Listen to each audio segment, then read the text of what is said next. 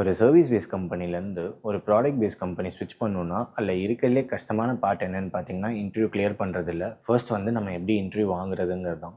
First ஸ்விட்ச் பண்ணுறதுக்கு முன்னாடி இப்படி தான் என்னோட ப்ரொஃபைல் இருந்துச்சு.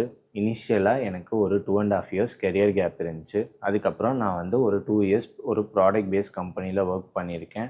ஆனால் இந்த கம்பெனி பார்த்தீங்கன்னா இன்ஃபோசிஸ் ஓன் பண்ணியிருந்தாங்க. ஸோ இதை நான் வெளியே ரெக்ரூட்டர்ஸை சொல்லும்போது இதை ஒரு சர்வீஸ் பேஸ் கம்பெனி மாதிரி தான் எல்லோரும் பார்த்தாங்க. அதே மாதிரி என்னோட நோட்டீஸ் பீரியடும் 90 டேஸ் இருந்துச்சு. இதே சமயத்தில் ஜாப் மார்க்கெட் எப்படி இருந்துச்சுன்னு பார்த்தீங்கன்னா ரொம்பவே மோசமாக தான் இருந்துச்சு. எந்த கம்பெனியில் பார்த்தாலும் லே ஆஃப் நடந்துச்சு, ஹைரிங் ஃப்ரீஸ் நடந்துச்சு.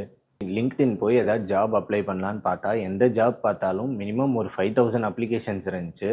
It was almost impossible to get a interview கால். இந்த மாதிரி ஒரு மோசமான மார்க்கெட்டில் என்னோட வீக்கான ப்ரொஃபைல் வச்சு நான் இன்டர்வியூஸ் லேண்ட் பண்ண நிறையா டிப்ஸ் அண்ட் டெக்னிக்ஸ் ஃபாலோ பண்ணேன். அதை நான் உங்களுக்கு அப்கமிங் வீடியோஸில் ஷேர் பண்ணுறேன்.